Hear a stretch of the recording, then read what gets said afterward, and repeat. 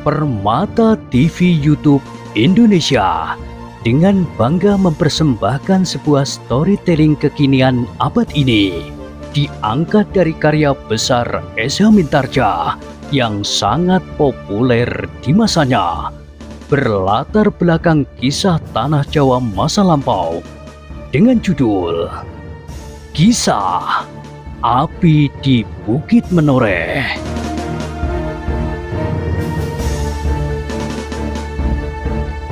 Pada kesempatan yang sangat baik ini, kita masuk pada episode yang ke-476.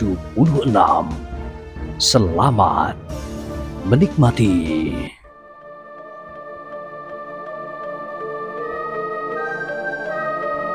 Pada episode sebelumnya telah diceritakan, dengan tergesa-gesa, Rudito pun kemudian meninggalkan pendopo itu.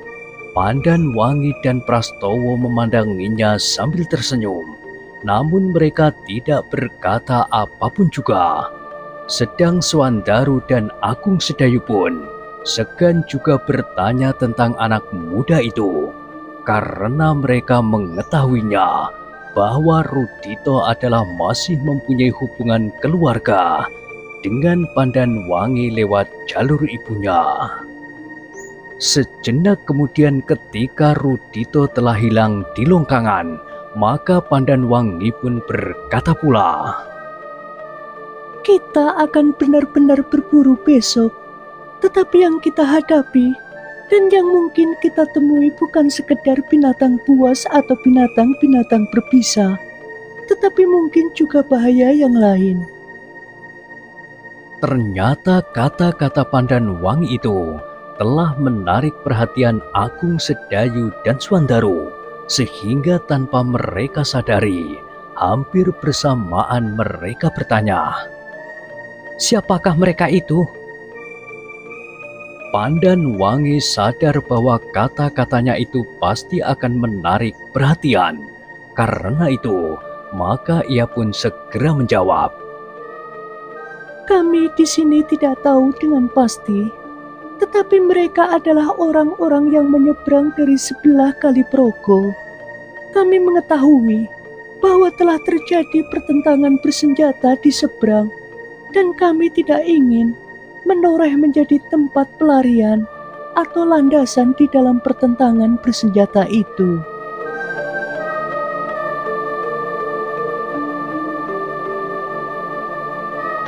Kedua anak-anak muda dari Sangkal Putung itu mengangguk-anggukkan kepalanya. Ternyata bahwa cerita pemilik getek yang membawa mereka menyeberang itu pasti bukan sekedar cerita atau desas-desus. Namun dalam pada itu, ternyata Swandaru menjadi sangat tertarik, sehingga katanya kemudian, "Jika demikian, besok kita benar-benar pergi ke Kali Progo, berburu atau tidak berburu."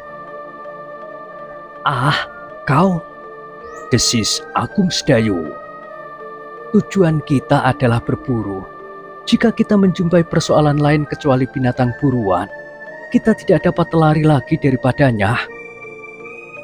Swandaru tersenyum, dipandanginya Agung Sedayu sejenak, lalu katanya, "Baiklah, jika itu istilah yang paling baik dipergunakan." Prastowo pun tersenyum pula, sedang Pandan Wangi menundukkan kepalanya. Demikianlah, maka mereka masih berbicara beberapa lama tentang hutan liar di sebelah Kali Progo itu, juga tentang orang-orang bersenjata yang kadang-kadang menyeberang ke barat setelah terjadi benturan senjata di sebelah timur Kali Progo.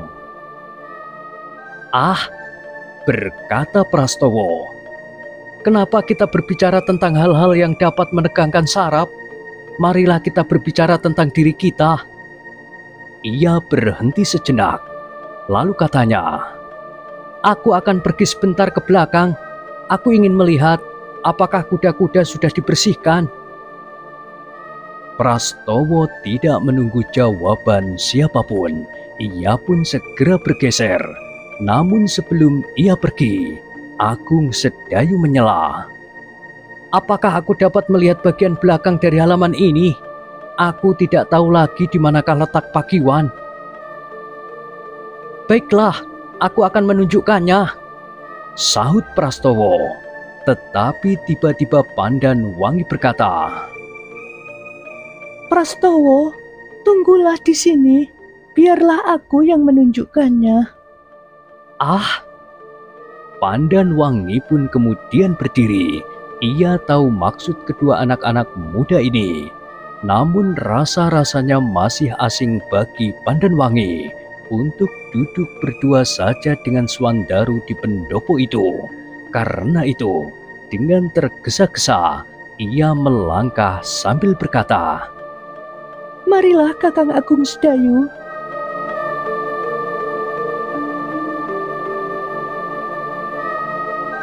Tetapi Agung Sedayulah yang kemudian tersenyum sambil berkata, Ah, tentu tidak pantas jika kau mengantarkan aku ke Pakiwan. Apa salahnya? Aku pantas pergi berburu dan bermalam di hutan. Agung Sedayu tertawa, tetapi ia justru memperbaiki letak duduknya dan bergeser mendekati Swandaru. Terserahlah, berkata Pandanwangi. Tetapi jika perlu, biarlah Prastowo mengantarkanmu. Prastowo tidak menyahut, tetapi tatapan matanya sajalah yang membuat Pandanwangi menjadi tersipu-sipu.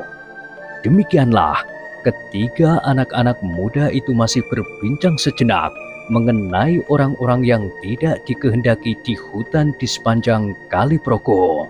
Kemudian Agung Sedayu dan Swandaru pun segera kembali ke Gandok.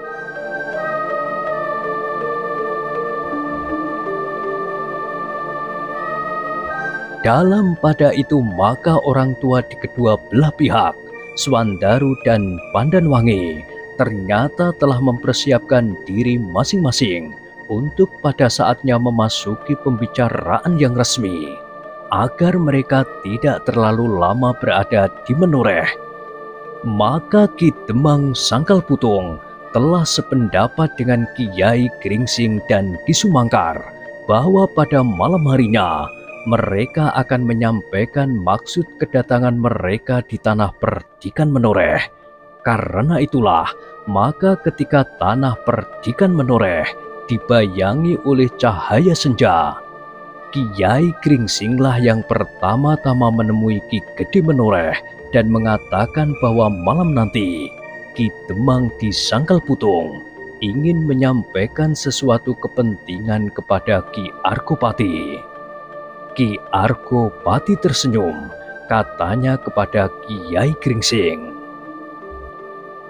Aku menjadi berdebar-debar, tetapi aku mendapatkan firasat bahwa kedatangan Kiai adalah kelanjutan dari apa yang pernah Kiai katakan sebelumnya. Kiai Gringsing mengangguk-anggukkan kepalanya, katanya, Demikianlah adanya Ki Gede. Sekarang Ki Demang sudah berada di Menoreh. Biarlah nanti malam Ki Demang menyampaikannya sendiri. Baiklah Kiai Gringsing, aku akan menerimanya. Dan karena kebetulan di rumah ini ada juga seorang tamu yang sudah agak lama tidak saling mengunjungi, maka kami akan membawanya menerima Ki Demang, Kiai sendiri dan Ki Sumangkar. Terima kasih Ki Gede, desis Kiai Gringsing. Sebenarnya persoalannya sudah jelas jika tidak ada persoalan lain yang selama ini telah terjadi. Tetapi semuanya harus dilakukan sesuai dengan jalur jalan yang sewajarnya. Iya Kiai, aku mengerti dan berterima kasih.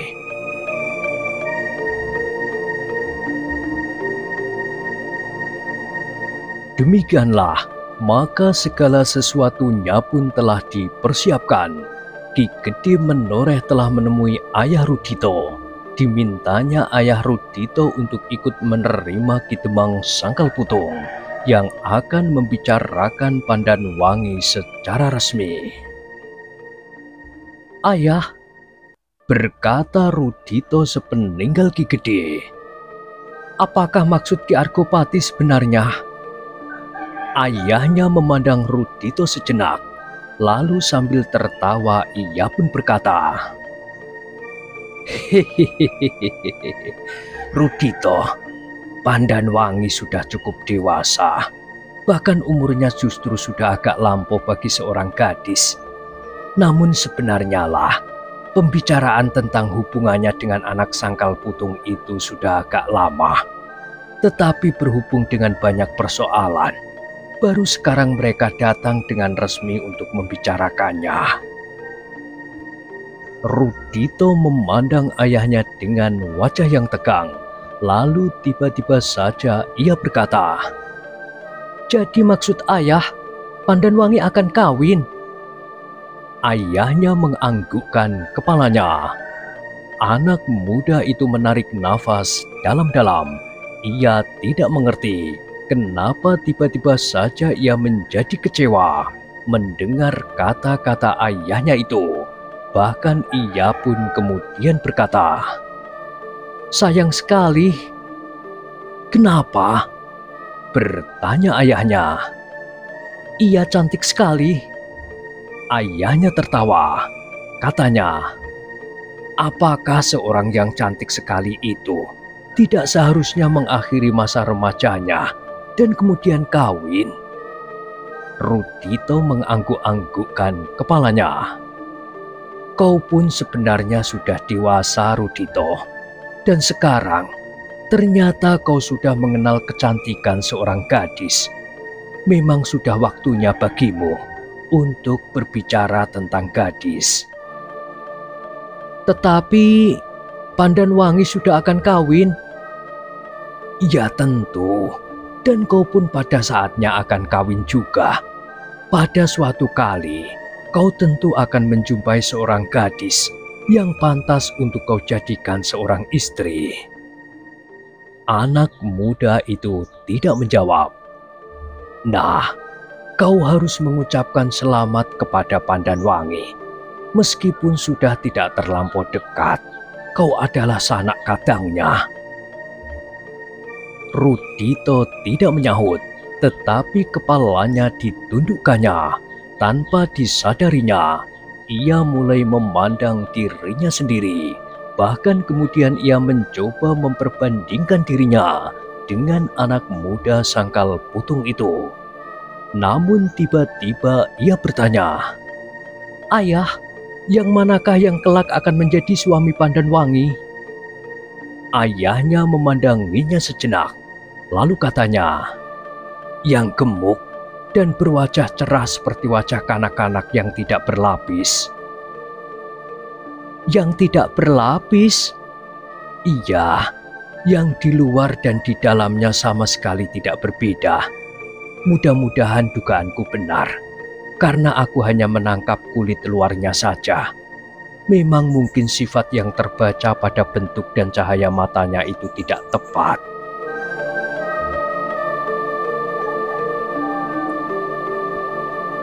Rudito mengangguk-anggukkan kepalanya. "Tetapi sayang, bahwa betapapun bersihnya hati seseorang, ada juga nodanya, meskipun hanya setitik. Anak yang gemuk itu agak terlampau bernafsu untuk memenuhi semua keinginannya tanpa kendali. Mudah-mudahan aku salah." "Tidak, ayah tidak pernah salah." Ayahnya tersenyum. Katanya, "Mana mungkin seseorang tidak pernah salah?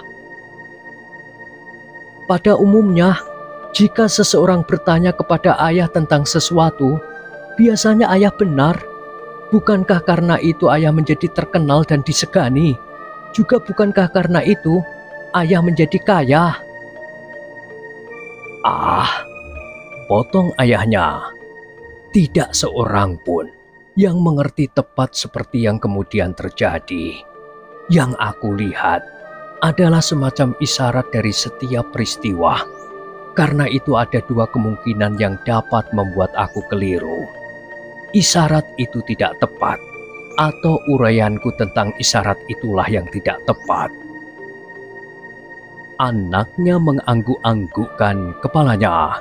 Katanya, "Mungkin demikian, tetapi sampai sekarang kesalahan semacam itu jarang sekali terjadi, dan ayah semakin lama menjadi semakin dikenal orang." Ayahnya tersenyum. Katanya, "Berterima kasihlah kepada Yang Maha Murah bahwa aku mendapatkan anugerah ketajaman pengamatan atas peristiwa yang bakal terjadi. Tetapi ingat bahwa yang dapat aku katakan hanyalah yang aku lihat isyaratnya. Karena banyak sekali persoalan yang tidak dapat aku jawab, aku juga tidak tahu apa yang akan terjadi dengan diri kita dengan Ki Gede menoreh dan tentang banyak orang. Namun kadang-kadang seseorang yang datang kepadaku membawa persoalan-persoalan yang sudah disertai dengan isyarat itu sendiri." Rudito mengangguk-anggukkan kepalanya. Selama ini ia tidak pernah tertarik dengan ketajaman indera ayahnya.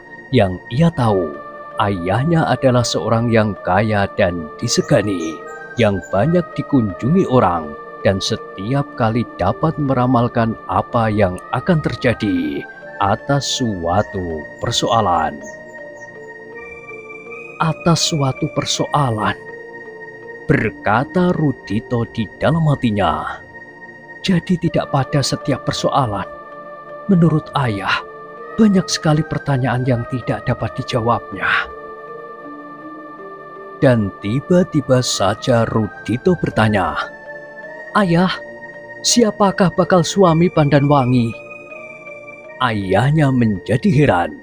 Jawabnya, "Kau aneh. Bukankah Ki Gede sedang menerima lamaran seseorang? Tentu anak muda Sangkal Putung itulah bakal suaminya.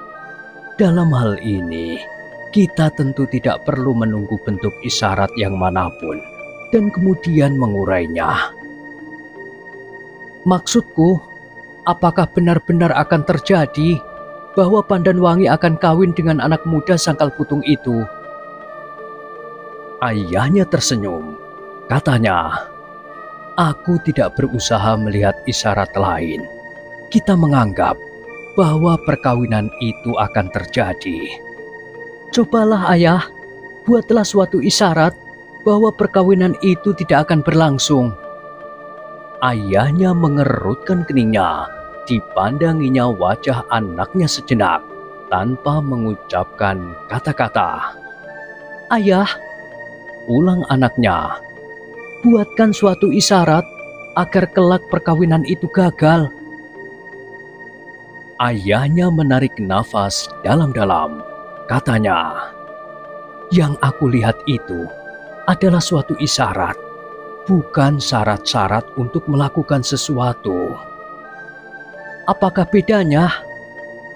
"Ah, kelak kau akan mengetahui dengan sendirinya. Tetapi dengan mudah dapat aku katakan bahwa syarat-syarat diperlukan untuk melakukan sesuatu atau untuk mengharap sesuatu terjadi.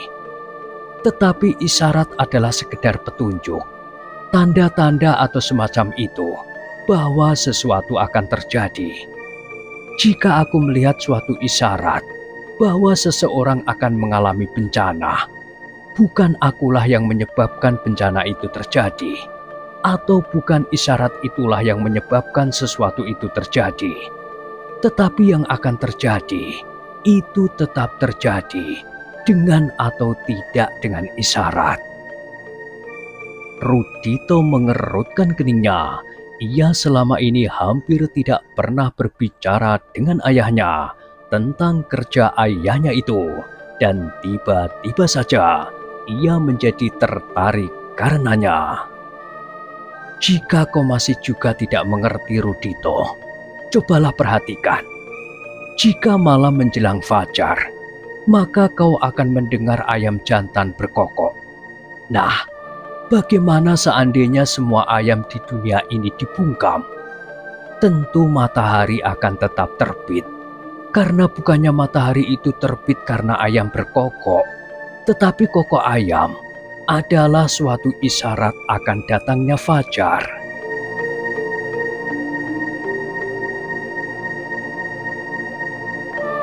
Rudito mengangguk-anggukkan kepalanya, meskipun ia tidak begitu mengerti, tetapi sudah mulai terbayang maksud ayahnya. Karena itu maka katanya, "Jika demikian, apakah ayah tidak dapat berbuat sesuatu agar yang akan terjadi itu urung atau batal sama sekali?" Ayahnya menggelengkan kepalanya. "Tidak, Rudito. Aku sebenarnya tidak dapat berbuat apa-apa. Untuk mengetahui isyarat itu pun, tidak setiap kali dapat aku lakukan. Kadang aku gagal dan sama sekali tidak melihat apa-apa. Tetapi kadang-kadang aku salah mengartikan isyarat itu dengan bahasa sehari-hari."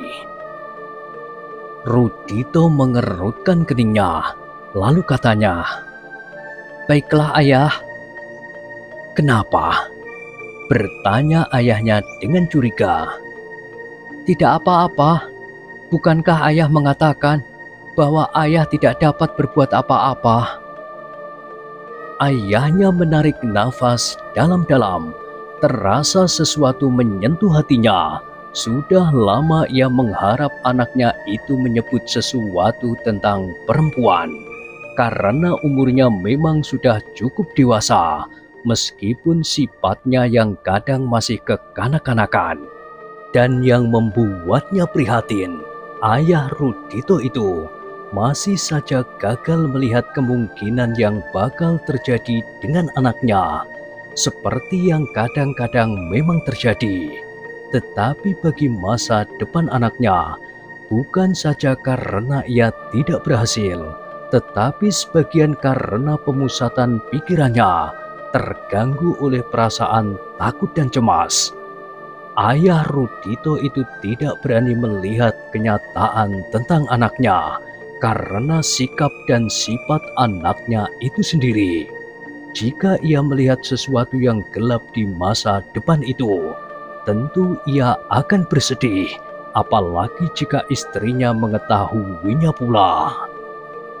Karena itulah, kemudian ayah Rudito itu hanya pasrah saja kepada Yang Maha Kuasa. Apapun yang terjadi pasti akan terjadi, diketahui atau tidak diketahui lebih dahulu, dan tentu demikian pula atas anaknya itu. Namun pertanyaan anaknya tentang kemungkinan yang akan terjadi atas Pandan Wangi itu telah membuatnya berprihatin. Ia mengerti bahwa anaknya yang jarang sekali bergaul dengan perempuan itu telah tertarik oleh Pandan Wangi, meskipun mungkin sekali umur Pandan Wangi agak lebih tua daripadanya dan keduanya masih mempunyai hubungan darah. Ternyata bukan saja ayahnya, ibunya yang sama sekali tidak mencampuri pembicaraan itu pun menjadi berprihatin pula ketika anaknya kemudian pergi dengan kepala tunduk. Maka ibunya mendekati suaminya sambil berkata, Apakah yang Kakang pikirkan tentang Rudito? "Aku justru menjadi semakin prihatin, Nyai," jawabnya. Agaknya ia mulai tertarik kepada perempuan. "Iya, tetapi sayang sekali bahwa perempuan itu adalah Pandan Wangi." Iya, sayang sekali. Tetapi cobalah Kakang, apakah sama sekali tidak ada kemungkinan untuk menuruti keinginan anak itu? "Ah, kau, bagaimana mungkin? Anak muda Sangkal Putung itu sudah datang untuk melamarnya. Sebentar lagi mereka tentu akan kawin. Apa yang dapat aku lakukan?" Batalkan perkawinan itu. Suaminya bergeser sejenak. Lalu katanya, "Mana mungkin, Nyai? Mana mungkin seseorang dapat merubah keharusan yang bakal terjadi? Jika hal itu akan terjadi, terjadilah. Tetapi jika batal, itu semua sekali bukan karena seseorang." Kakang, Berkata istrinya, selama ini kau sudah melakukan sesuatu yang tidak dapat dilakukan oleh orang lain. Selama ini kau dapat melihat apa yang tidak dapat dilihat oleh orang lain.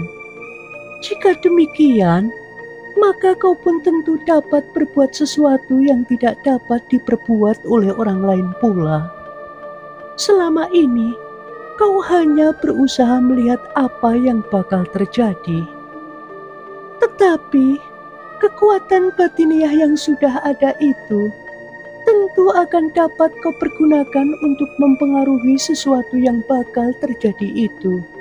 Karena hubungan sebab dan akibat. Jika yang bakal terjadi itu adalah satu kerja rangkaian peristiwa dari kejadian-kejadian, maka pengaruh kekuatan batinmu akan berlaku. "Nyai," berkata ayah Rudito itu kemudian, "aku pun senang sekali jika aku dapat menuruti keinginan anak itu, seperti yang selalu kita lakukan sampai sekarang. Tetapi yang satu ini menyangkut beberapa macam persoalan. Selain aku belum dengan sungguh-sungguh berusaha melihat isyarat apa yang ada pada Pandan Wangi, pada anak muda Sangkal Putung itu, dan pada diri anak kita sendiri. Sebenarnya aku pun mempunyai beberapa keberatan. Pandan Wangi adalah sanak kita sendiri, sehingga pada kedua anak itu terdapat tetesan darah yang sama. Selain daripada itu, agaknya Pandan Wangi lebih tua dari Rudito." Keberatanmu bukan persoalan yang pokok di dalam kehidupan rumah tangga. Banyak sekali perkawinan antara sanak yang sudah jauh dan sangat berbahagia. Juga umur dua orang suami istri tidak menentukan.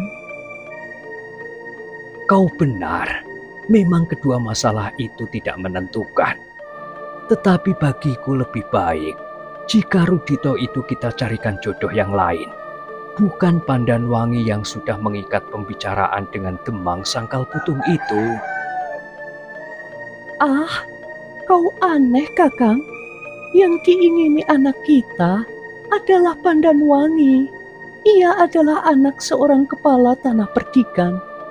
Meskipun umurnya lebih tua, tetapi di dalamnya banyak mengandung kemungkinan yang baik bagi Rudito. Kelak Rudito tentu akan dapat menggantikan kedudukan Ki Gede Menoreh. Dibekali dengan kekayaan kita, maka kedudukan Rudito tentu akan menjadi sangat kuat di bagian barat Kaliprogo ini. Apalagi menghadapi perkembangan daerah baru di seberang timur Kaliprogo yang dipimpin oleh Ki Gede Pemanahan itu.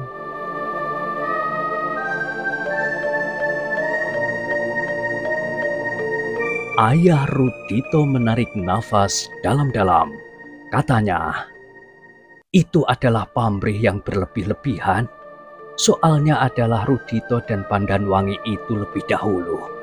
Jika Rudito karena kemanjaannya saja, dengan tiba-tiba menganggapnya Pandan Wangi seorang perempuan yang paling cantik, itu adalah sangat berbahaya. Setiap saat anggapan itu dapat berubah. Jika demikian, maka perkawinannya akan goyah." Kau dapat melihatnya, Kakang.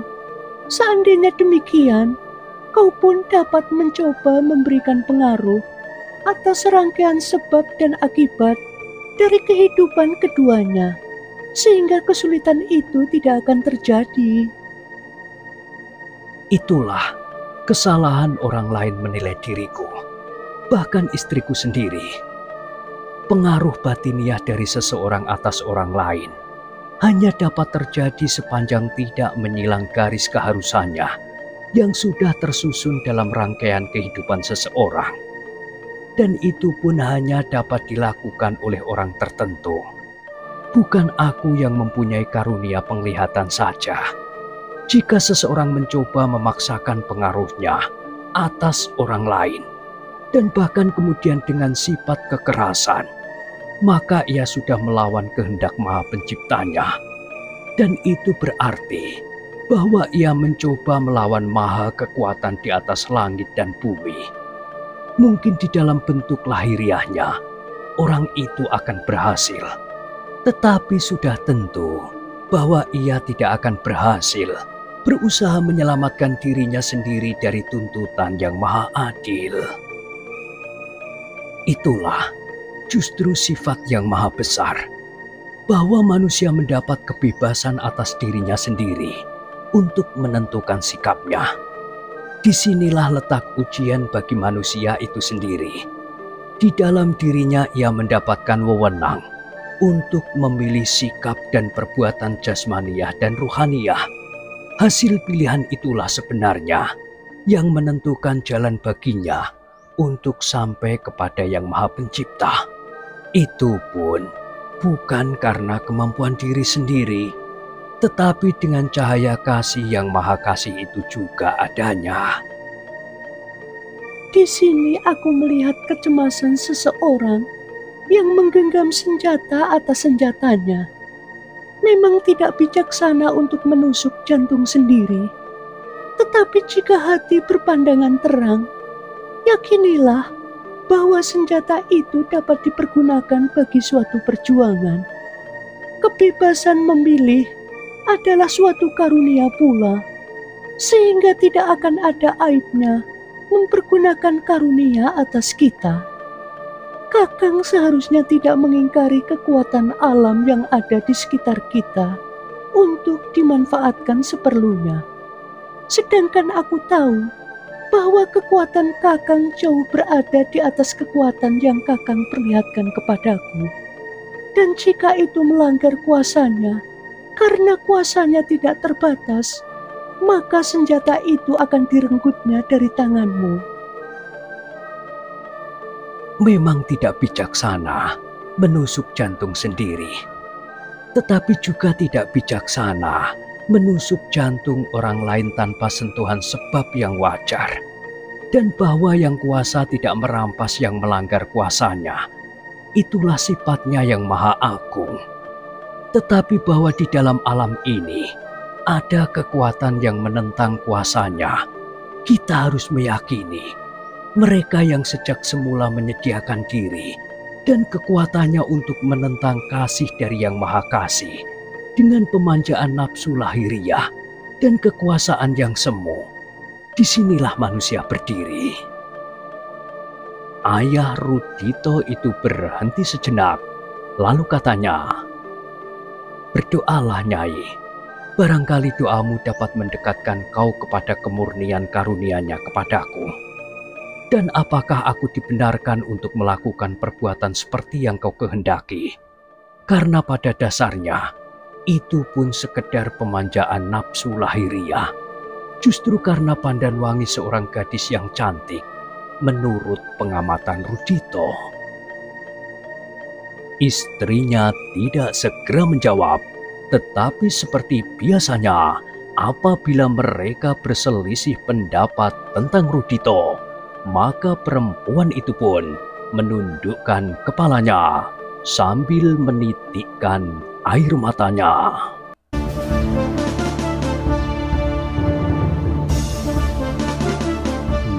Nah, bagaimanakah kisah selanjutnya?